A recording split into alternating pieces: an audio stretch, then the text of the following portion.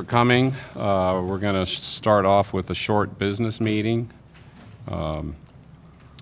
First item is I need a motion to move item C3, the fund balance recommendations, which is under the consent agenda, to the first item under E, unfinished business, and that's to allow a discussion of one of the fund balance recommendations.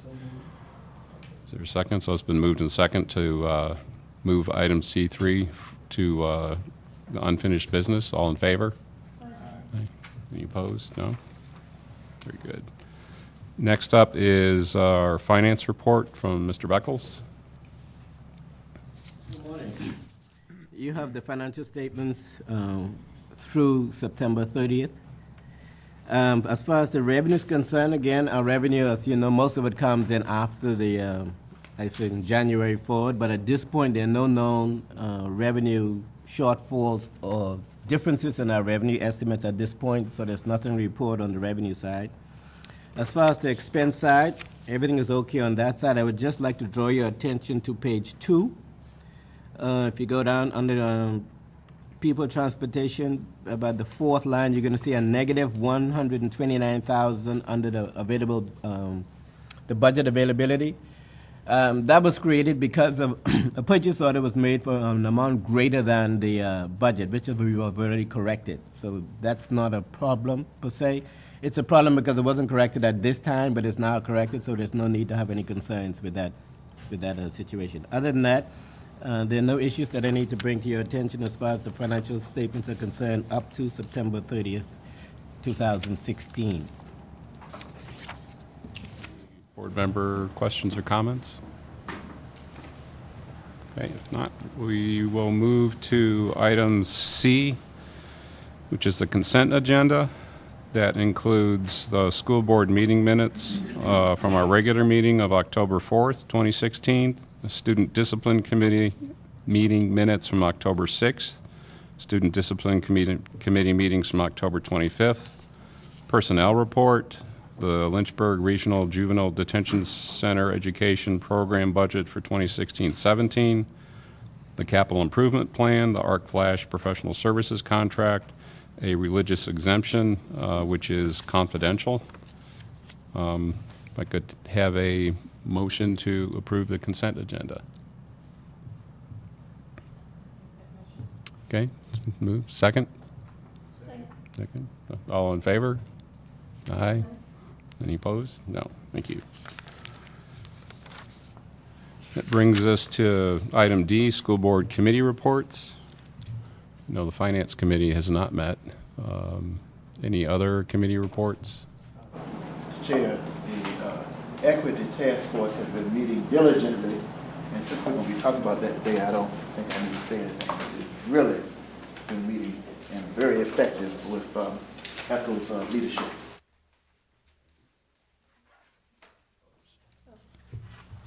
Ms. Board? Governor's School met yesterday. They will be, oh gosh, what's the date? Not this weekend, but the next Saturday, a ribbon cutting for the Governor's School. Everyone's encouraged and welcome to come and join them and see the new space, because we've not really gotten to see that on our tours through there. And they'll be unveiling the wall, the sponsor wall and the donor wall. So, thank you. Just since we're taping that, if I could just add, that is actually the 12th. thank you. At 1 o'clock, Saturday, November 12th at 1 o'clock. Yeah, 1 to 3, and the first few minutes will just be a meet and greet in the official part, but it'll be kind of just open, so you can go in and students will be there, so you can go see what they're up to. Thank you. Others? Okay.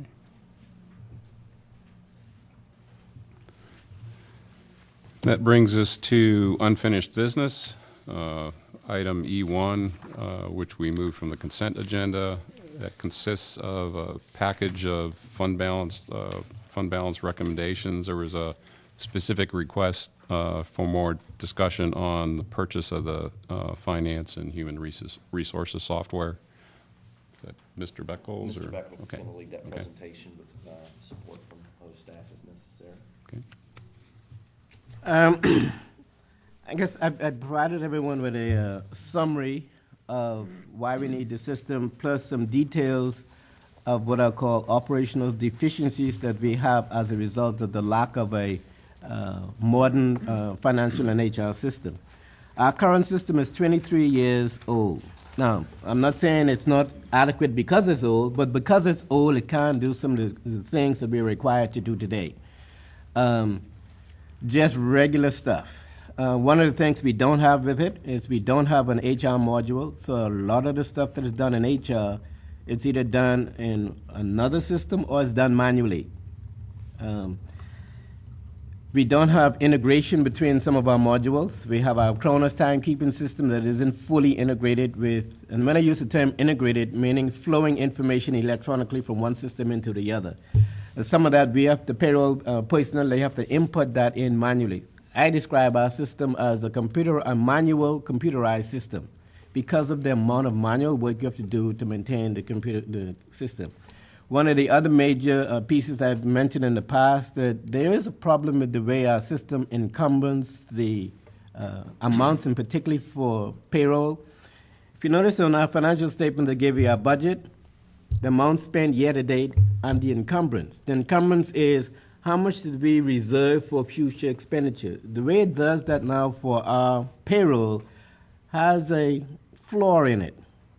Now, that flaw comes back to haunt me because when I'm trying to give you accurate information, we have to do a separate manual process to check to see if the system is encumbering the payroll correctly. I mean, in this day and age, we shouldn't have to be doing that. But that's, and you don't know when something's going to break on it. I'll give you another example of the problems that we face. We're now going to calculate the raise for the 2%. One of the problems is that's happening in mid-year. Our system isn't designed to calculate that. So we're trying to figure out how are we going to do that, and we have to call Weidenhammer, the developers of the program, to customize how we're going to actually calculate that. So one, they have to write a customization. Two, we have to test it. Then we have to run the payroll. I'm hoping it doesn't break something else. Because normally when we do customizations with our current system, we fix one problem and we break or create another problem, which we have to address manually. I brought my manuals. This is the manual to do the annual school report that is due September the 15th. I have to do that manually. It takes me 3 weeks to do that because I have to extract the information out of our system, do what I need to do with it, then put it in the format to report to go to the Virginia the Department of Education. This manual here is our budget. I have to do the budget in Excel, extract the information out of our system, do what I need to do with it, do the Excel budget, then turn around when I'm finished that, then upload that into the system. When I upload it into the system, invariably there are errors. When I uploaded this year's budget, we found numbers in the budget that we didn't put there.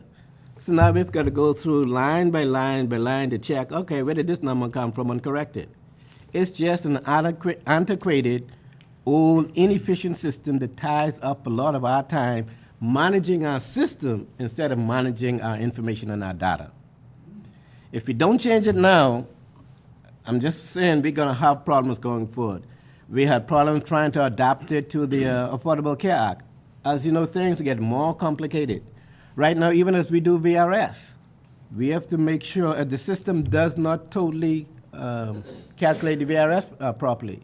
So every time we have any of these changes in rules or regulations, and we try to do it in our system, we do have I won't call it a major league headache, but we do create another headache for ourselves because of the age of our system. We constantly find things that don't work. And I don't want to read this listing verbatim, but you can see from this list, these are things that just don't work in our current system. And in today's environment, with the pressing need, with tight budgets, we have to be accurate in the information that we have.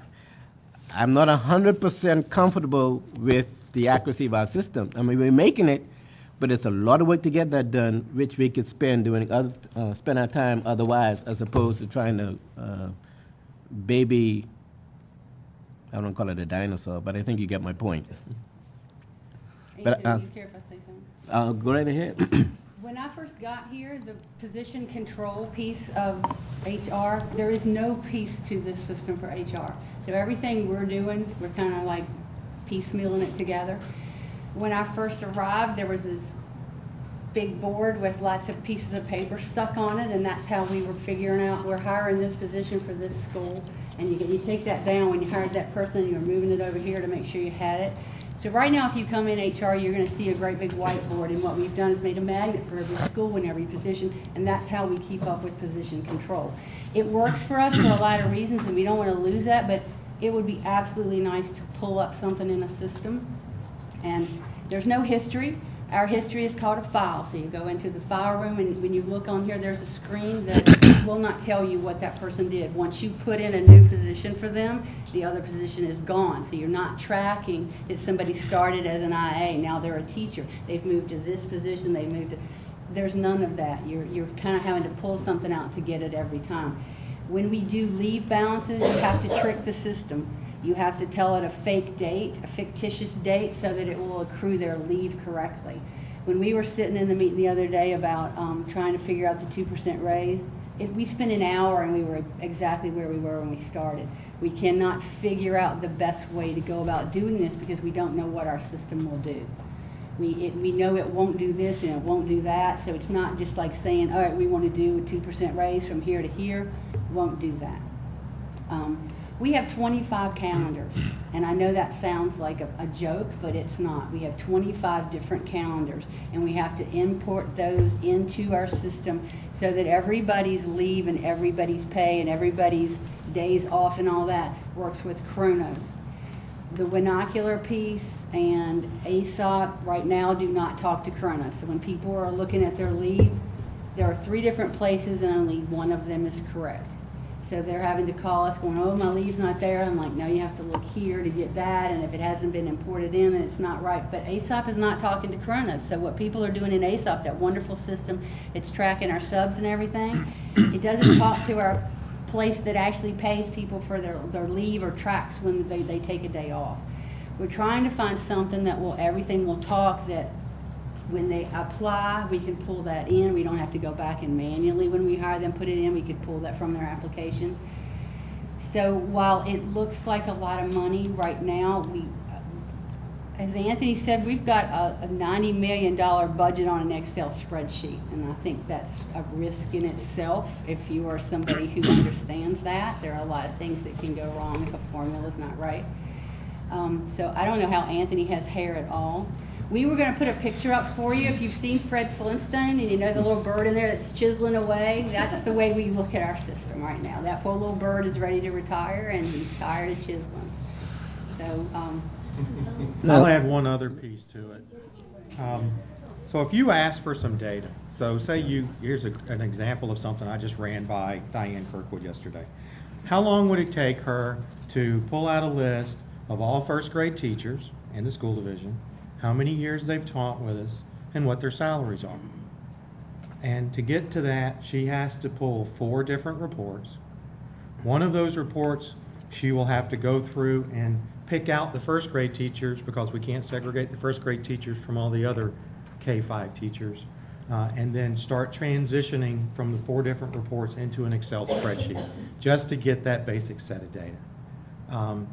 We need a true relational database that we can build queries and we can do on time, at that moment, investigation of data versus 3 or 4 days just to get things that should normally be at your fingertips.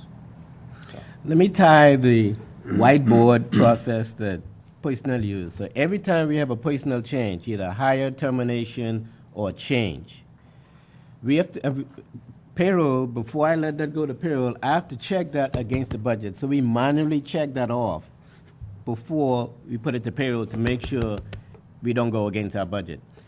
When an integrated system, that would be an automatic check.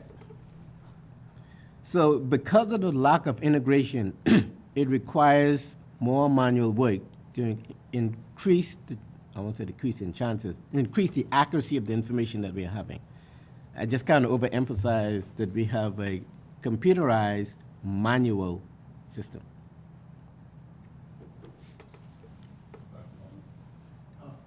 Mr.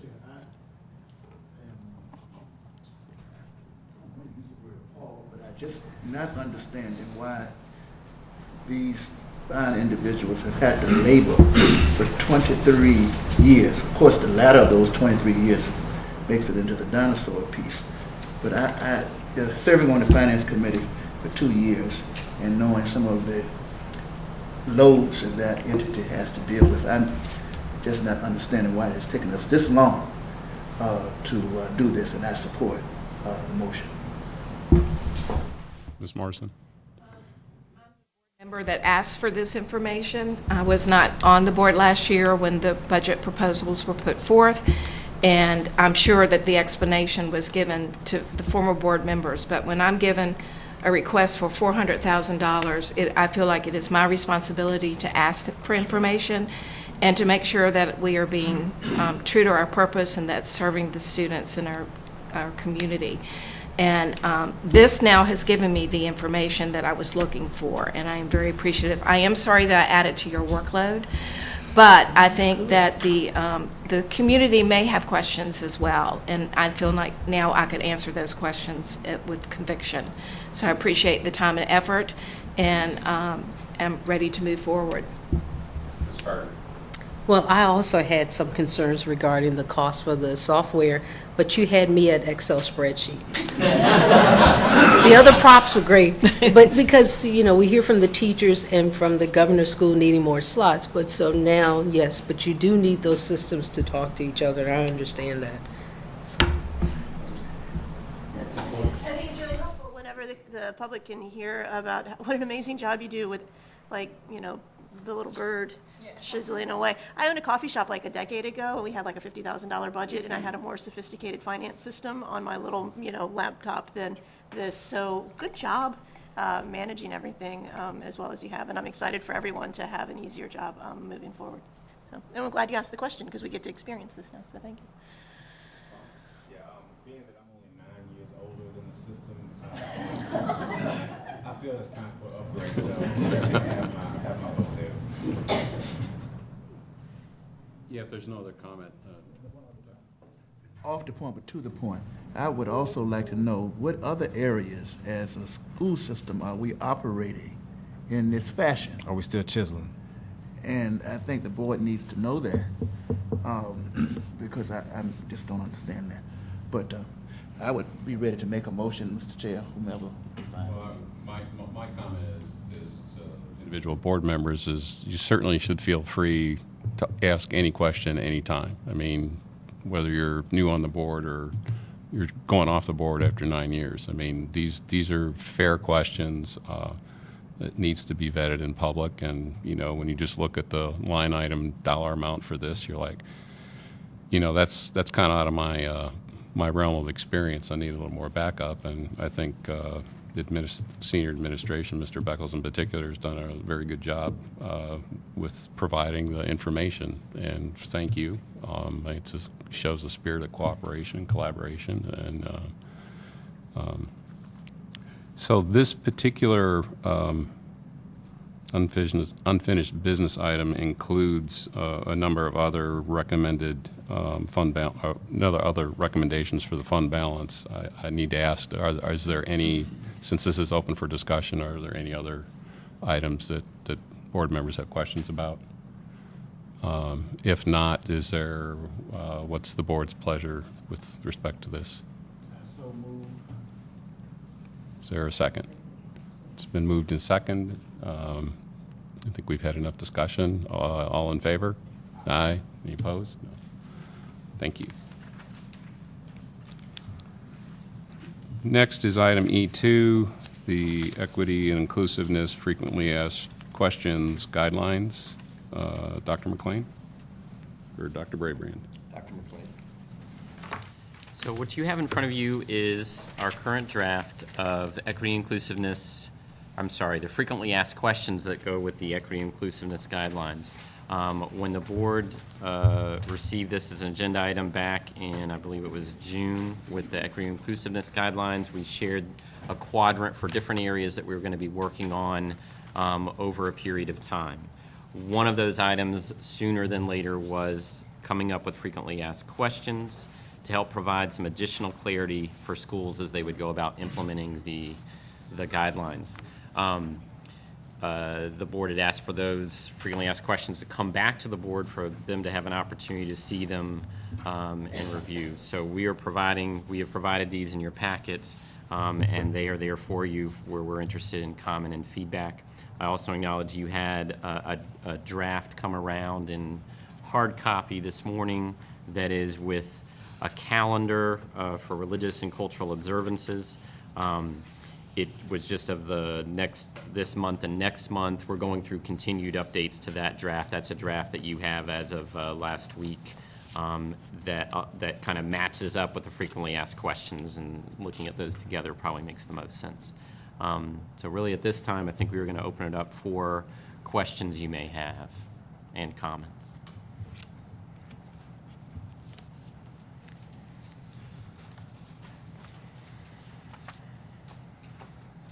What is the plan for this in terms of coming back for review, or, Well, I mean, is this the- basically an administration Yep. thing for the staff? Yes, it's a thing for the staff. The holidays are approaching. If you remember, a couple of months ago, we did the quadrant of things based on our equity principles that were important and not as important, and urgent and not as urgent. Creating the FAQ was something that was important and urgent because it was time sensitive. And at that time, my understanding that the will of the board was with the FAQ, that you wanted to at least see a draft of it before it went out to schools. So we wanted to provide that to you, and honestly, we wanted to provide it to you as early as possible. And we know, hey, this was a day of the retreat. Why wait 2 more weeks, which puts us right before Thanksgiving? This just gives us a little bit of time if you had any suggestions. There was no formal vote asked for the FAQ, and we're not asking for a vote, but we certainly wanted your insights and your, if you had any. We've spent a lot of time working on this FAQ. We've shared it with the Equity Task Force, and we just want to make sure we're not missing anything that maybe board members see that would help us as we share this with schools. So if there's no other comments at this point, I guess, Ms. Board? Sorry, Is there a piece where? you're hidden from me. I'm sorry, am I allowed to talk now? Go ahead. I just can't see. Oh, yeah, no, sorry, didn't mean to hide. Is there a piece where we talk about cultural competency with teachers and stuff, about like how they know, like the difference between educating and proselytizing, things like that? I mean, those are fine lines that just a lot of people just don't know. So what are we doing to make sure that they understand some of the words in here? Well, we've started with our principals. We showed them a draft of this at a meeting a month ago and got substantial discussion, and we have a principals meeting next week. And I think you are correctly identifying the next step is to work with faculty as this FAQ goes out to see where there is confusion and help clarify it. I don't know, Dr. McLean, if you have anything else to add on I that. would add to that, we had a training for our administrators back in late July as part of our summer leadership session with Virginia Center for Inclusive Communities, helping walk through some things that are in the realm of what you're talking about, and that was for really administrators. That same training is planned for, and you look at my calendar, remember the date, it's in about 2.5 weeks for a team of 4 from each school, so that you have that knowledge. It's tricky to get to every teacher through a direct, like, whole day training or most day training, but that will provide a cadre of 4 people who are a mixture of roles, counselor, administrator, teachers, who will be able to have that information. And I believe, Dr. McLean, correct me if I'm wrong, and I can be wrong on this, but we are looking at the teachers to try to select the folks that are our equity advocates already that we've worked with at our school. Yeah, people who would also be on school improvement plan and that sort of thing, so, and kind of matrix that out. Gotcha, thank you. So I guess board members have comments, and in the meantime, is pass them along to Dr. Braybrand and copy Dr. McLean. And the FAQ will also reach the community as well. It's not going to just be left in the schools. Yeah, you mean, having a way to make sure that that's a public document? Absolutely. Yes. And we may need to consider, it's written more for folks who are implementing it. We may need to look at whether it needs to have some modifications to audience a little bit, but the core elements of it would remain. They want to have a broader information sheet about the whole equity and inclusiveness effort. I would recommend that because particularly for item 9 and other items like that, I think that would be very helpful to be. We can adapt that document and Okay. figure out something that we can put out Sure. to the entire community to give them a framework of what our schools are using. Are people going to have this for the holiday season approaching? Is this going to be in place? Are people going to have staff going to have this for the upcoming holiday season? Our intent, based on what sort of comments and feedback you had, was we have a principal meeting scheduled for next week, our monthly principal meeting, that we would come back to principals to go through this with them, and then it would start the implementation at that point. If I may, just this one as well, the training we mentioned with the Virginia Center for Inclusive Communities, the questions come up too at some point if the board would like to have a similar training, so that both for an awareness of the training that is occurring for everybody else, as well as you sort of being in many ways, shepherds of a lot of this process, being able to see, to be recipients and observers, if you will, of that training. So kind of put that out there for consideration, as well as if there's people besides board members to be a part of that or not, such as Equity Task Force, City Council, whatever groups or other entities that may be.